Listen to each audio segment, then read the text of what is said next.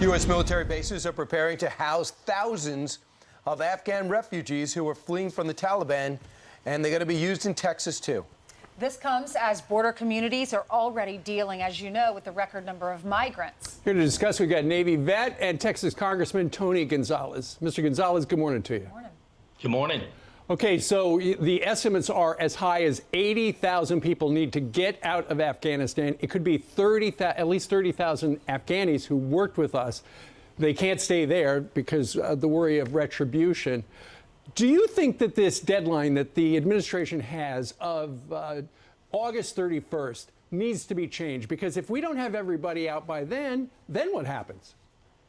Yeah, the administration has absolutely created a debacle on this Afghan withdrawal, and they need to be held accountable for it. And they have to change course now because the world is watching. You know, our legal immigration system was built to take on board political refugees, which is in many cases is what's happening in Afghanistan. It's not built to take the 3 million illegal aliens that is happening. I'll also add, I served 5 years in Afghanistan, and to my brothers and sisters that served in Afghanistan and to the Gold Star families, we honor them and we thank them for keeping our shores safe for 2 decades. We can't lose sight of that. You don't hear that enough from the administration, thanking the men and women that sacrificed so much to keep our country safe. But to the immigration situation, we have to defend our allies. Congressman, I know that you enlisted in the Navy when you were 18 years old. You served for 20 years and you retired from the Navy. Thank you.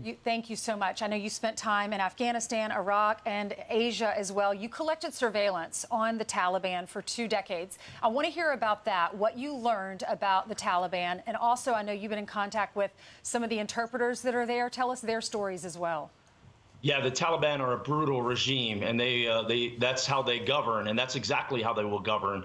I was there at the very beginning from 2001 to 2006, and one of the things in particular, that I look back on now is Mullah Barater. It was an individual that we actively targeted, and unfortunately, we weren't able to kill or capture him. And now you're seeing him lead the Taliban. I think back and I go, if we were able to accomplish that mission, how would that change history? As far as the interpreters, yes, it is very frustrating.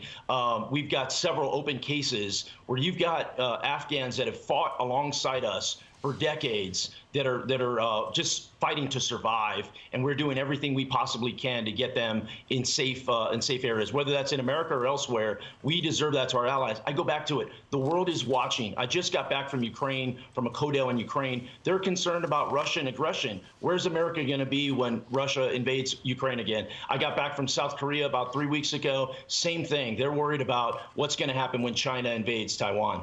Right. Don't worry. The vice president's going over to Vietnam now to reassure them that we are going to have their back. And then she's going to go over to Singapore.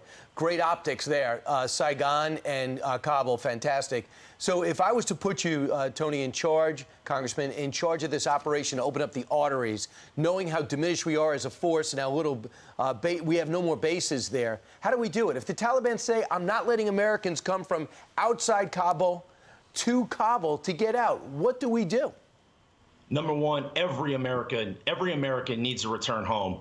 And we have to ensure that every American, whether you're a correspondent, whether you work for an NGO, whether you work for the government, doesn't matter. If you are a United States American, you deserve to come home. That's one. Two is our allies. Our allies, we cannot leave our allies on the battlefield because, again, the world is watching. Right. Now's the time. Look, the Biden administration, huge debacle, but you got to change course. You can't double down on a losing hand. You have to change course, and they have to do it now because Russia and China are waiting in the wings to take advantage of this political debacle that the Biden administration has created. All right, let's see what happens today.